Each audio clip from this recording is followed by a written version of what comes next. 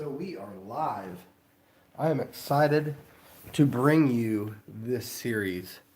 Now, I have to say that this series is something that's been in my mind for a little while, but there have been a few people in the silver stacking community who have come out and have said that they want to start prepping.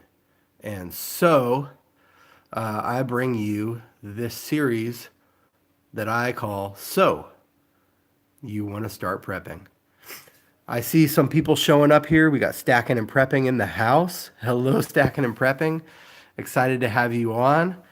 Uh, I have somebody else in the room or here watching live. That's cool. Welcome, welcome. So, this series that I'm going to do is about starting prepping, and I'm really excited to share. This is something that I do, that some other people in the community do, and that some people have been asking about. And I think that this is going to be a neat little series where we can talk about prepping and also talk about why we prep, why we stack. We got VC Coins Nevada in the house. Hello, hello. And then also like how to start, because starting prepping can be really, really daunting. I mean, it's super overwhelming. So yeah, without further ado, I want to talk about a couple of things that kind of got me into prepping and stacking. And one of those things is natural disasters. Um, I live on the San Andreas Fault line in California. And so earthquake preparedness is a huge thing for my family and I. We also live in one of the valleys out here, so that kind of limits our ability to move. So we really only have like east and west that we can do. But anyway, we'll get into that in a little bit. So the first reason that I stack is natural disasters. Um, and you can take a look at as like your own case study. Anytime we have like a hurricane or a crazy earthquake or something like that, what happens? The roads shut down. They get clogged by people trying to leave. Um, and what that does, if it's a prolonged period of time, that leads to uh, a natural phenomenon that we see, or like probably more like a social phenomenon that we see, that has been termed in the prepping community as the 3 days or 9 meals to chaos. And basically, what that means is that the average American home only has 9 meals in their pantry, or they only have 3 days worth of food. Let's see. Silver Fox, welcome, welcome. Glad to have you on. And I missed the last comment there. Let me see. VC Coins Nevada. You're not warm there in Nevada?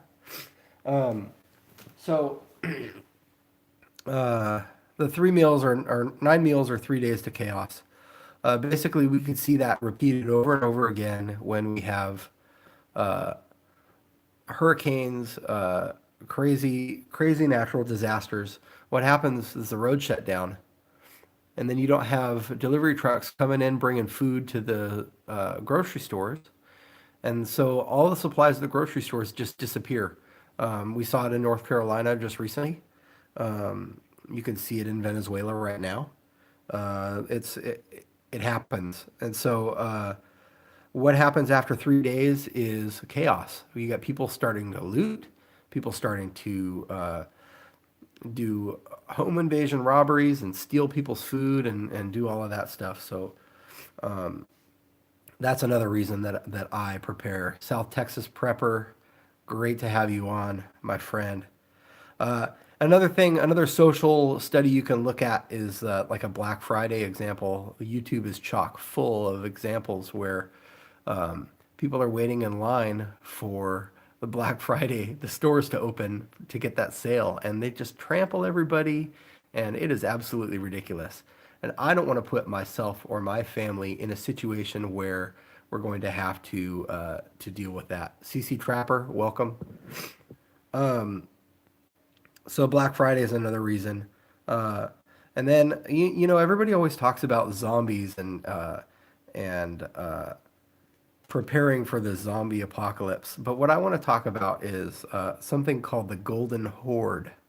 And the Golden Horde is a term, I can't remember who developed it, but the Golden Horde is a term about like a large gang or a group of people who come to take from you.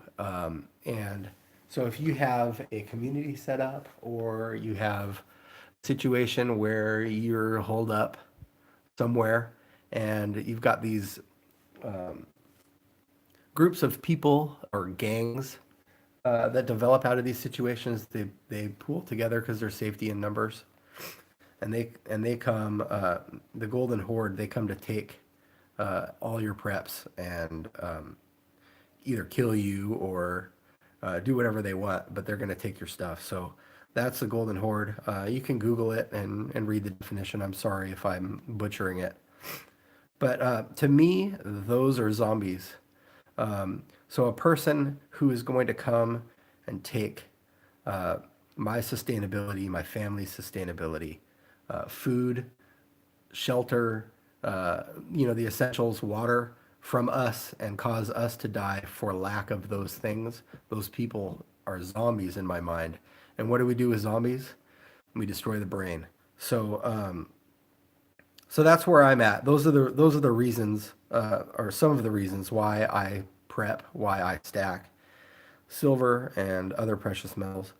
The other thing is I have a responsibility to my family to to take care of them, and then also on a broader level, a responsibility to the community that I live in, to kind of take care of them as well. I see Talking Bullion joined the live stream. Very great to have you on. So I'm basically starting a series here. I'm going to have some people on as guests. Not today, but this is kind of an announcement and kind of a talk about what I'm all about. Steve Rice in the house. Welcome, Steve Rice. So I'm basically just kind of talking about, you want to start prepping. It can be very overwhelming. I just went through the reasons why I prep, some of the reasons, and then what I'd like to do now is kind of get into a little more of methodology, and I keep doing it over and over again. But this book, Surviving a Disaster, Evacuation Strategies and Emergency Kits for Staying Alive by Tony Nestor.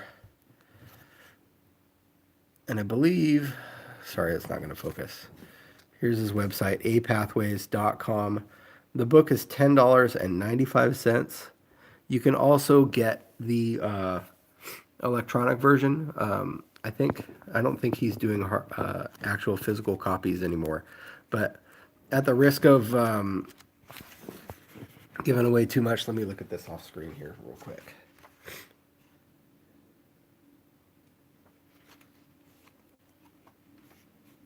So he talks about different things, but you want to know what the disasters of concern for your region are. So obviously I've got earthquake, power shortage, chemical spills, oil spills. I live near a pretty good train track here, and survival on the run. He talks about different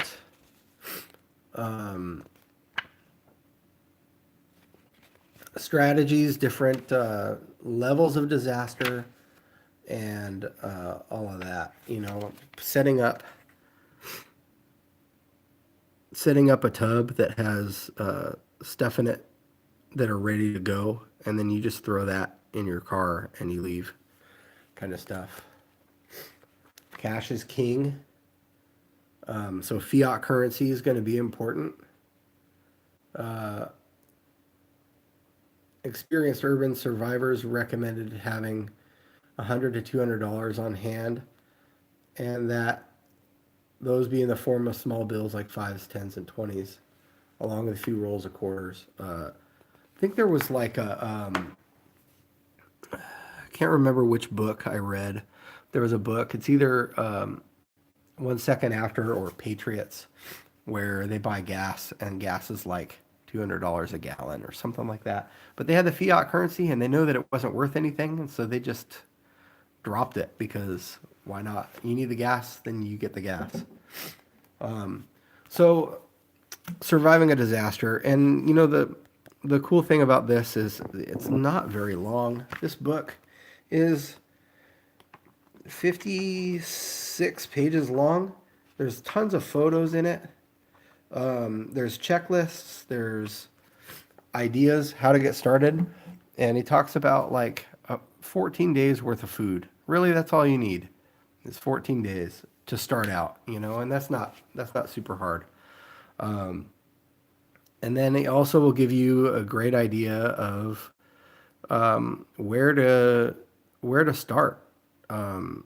Starting off is super hard because you can be so overwhelmed. Oh, I need this, I need that, I need all of this stuff. But when you get a resource like this, it really lays it out and it's super simple. So that's kind of what I wanted to talk about today. Get this idea out there. My idea is that I'm going to do this live stream series with a guest to talk about starting prepping and all of that, and we'll go on from there. It'll probably be a Sunday afternoon kind of thing. I'm not totally sure or locked in on the times, but that'll be cool. And we'll have guests. I guess I'm going to have Steve Rice on. He's got 15 years worth of experience prepping, if I'm reading that right. So that's cool. That'll be excellent. I'd be happy to have you on, Steve.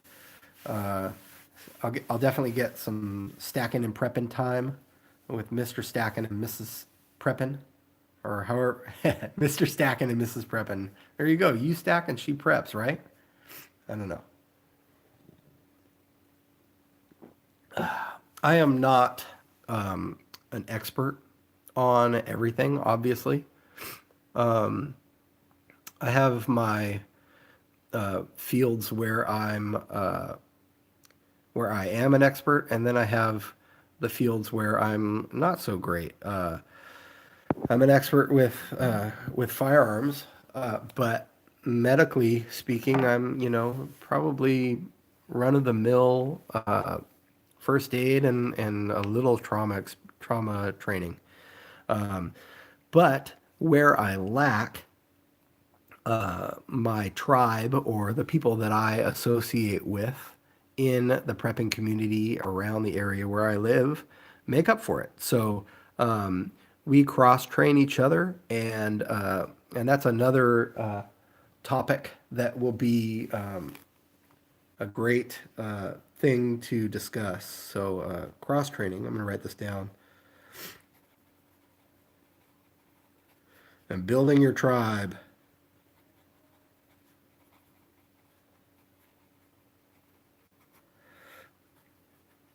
Recruiting,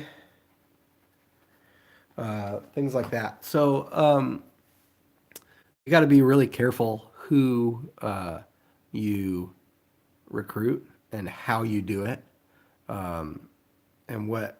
And I'll get into that, but there are like definitely multiple layers of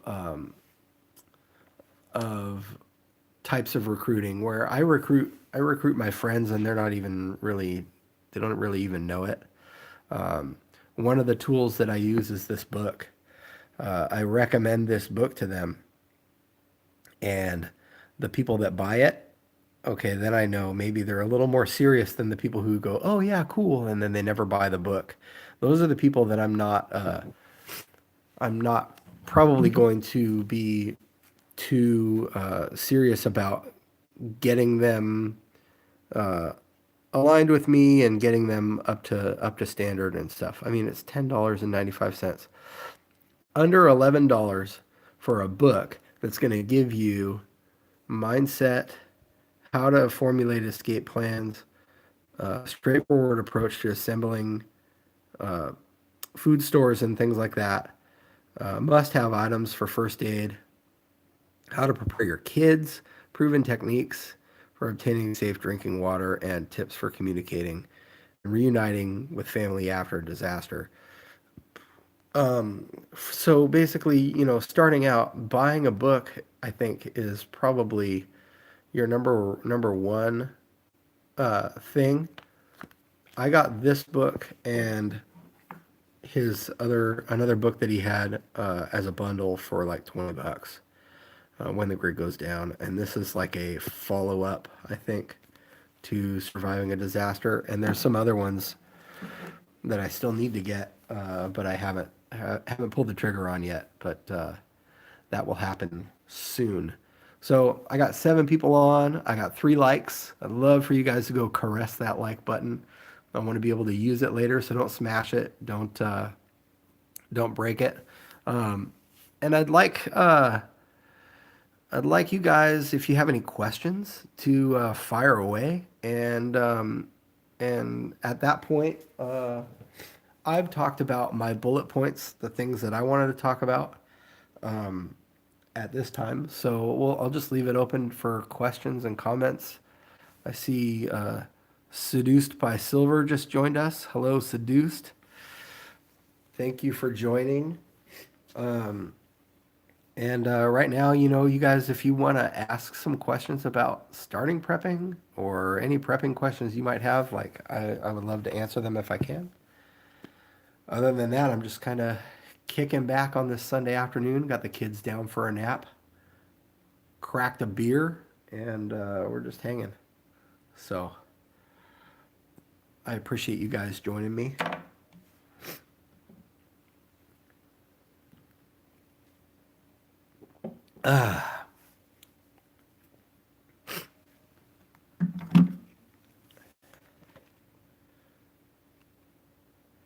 So, Steve Rice, power.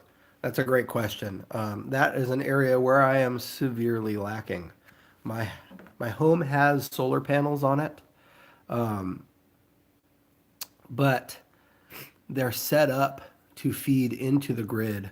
And in the event of a power outage, I do not believe that they will power my house. I don't think I'll have power in the home at all. And this is something that I'm really concerned with because I live in the desert and it routinely gets upwards of 100 degrees. I just spoke to my wife about 2019 goals, and one of the things I told her was that I'm going to back off silver a little bit, and I'm going to be focusing on when the grid goes down, and I'm going to get a generator and store some gas with some stable in it and stuff like that. So I'm working on that. I may end up getting a little solar panel set up too that'll run a light and charge a battery kind of thing.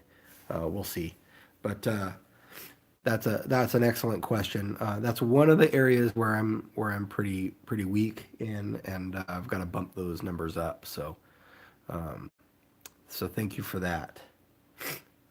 There was another question on here.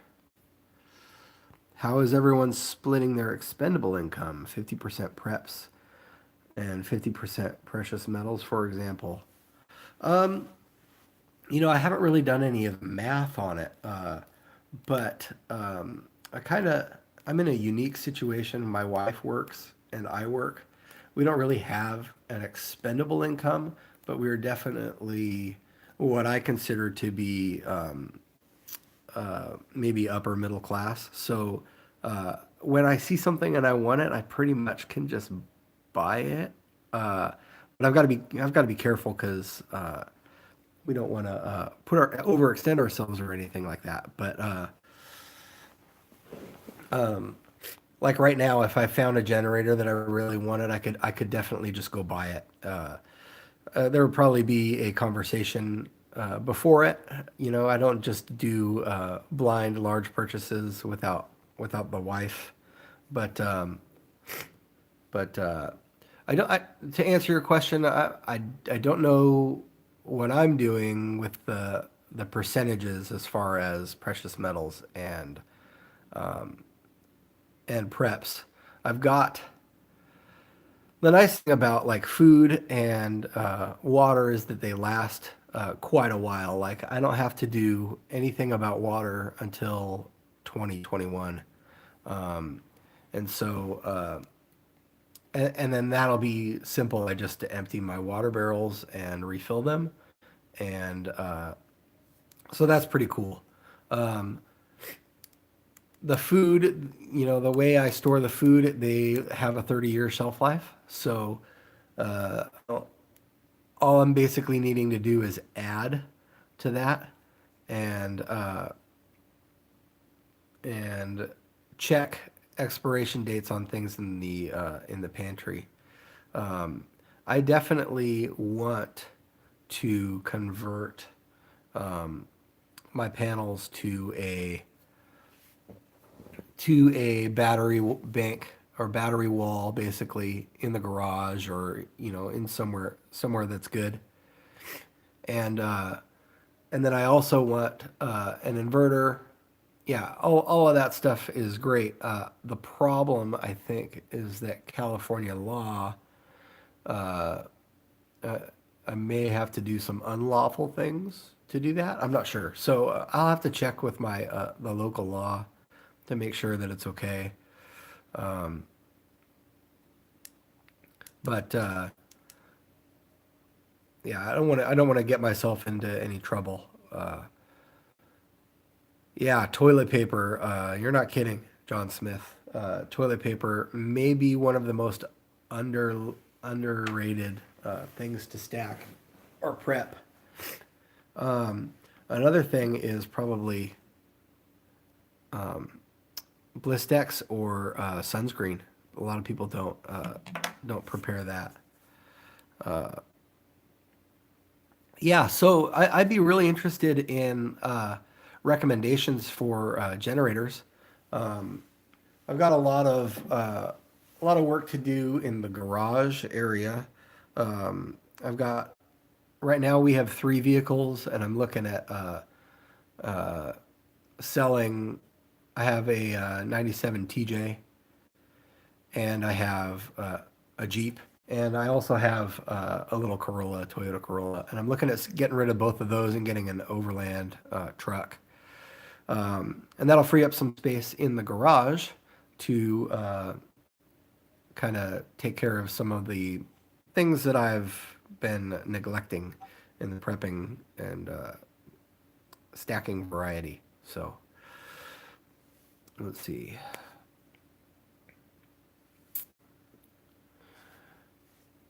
That's the thing. Okay, so John Smith, you haven't thought about sunscreen. Well, that's the thing about prepping is you just never know. It can be so overwhelming. It's out of control. Tom McStacker, welcome to the live stream. It can be totally crazy and all enveloping. And where do you stop? And where do you start? And that's kind of why I started this series, because I want to get that information out there. And this is the way I started, and it's not necessarily the the best way or the only way, but you know, it's a great way to get started. Uh, I can't. I don't work for Tony Nestor. He's not paying me to promote his book series or anything. But this guy, the book is awesome. If you go to his website, buy the book. It's $12 or it's $11. This is the third in a series. Get all of them. You know, ancientpathways.com, apathways.com. You can't go wrong. Steve Rice, I need a tour of your underground bunker, my man. Um, I don't I don't have an underground bunker yet. um, I live in an urban area, so I don't really I couldn't really do that without drawing a lot of attention to myself. I do have a pipe dream to build my own house, and that is definitely part of the pipe dream. I don't know if it'll ever happen, but I'll always have that in the back of my mind. Oh, that brought up something. Everybody always talks about bugging out, but bugging out should not be your first thought. Your first thought should be bugging in. And the reason that I state that is because you can prepare your home with all kinds of stuff, and you can't take it all with you.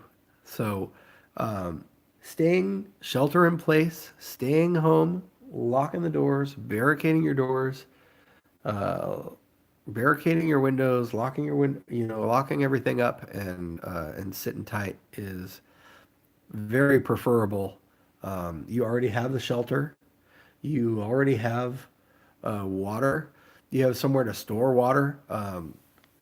Emergency Essentials sells a bag that you can place in your tub and fill it up with water, and it keeps it clean, keeps debris from getting into it, and all of that stuff. That right there will could save you for a long time. And so, the staying home is definitely the preferred method. So, metal shipping containers, steel shipping containers are easily converted.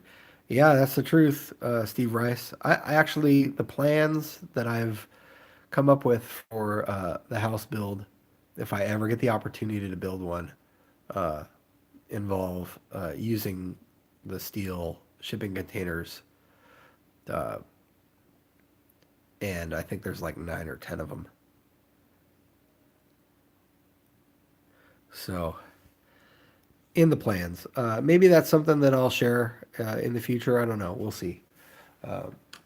So, if anybody else has any questions, I'm coming up on 29 minutes. I'd like to end it around 30, 35 minutes. So, let me know.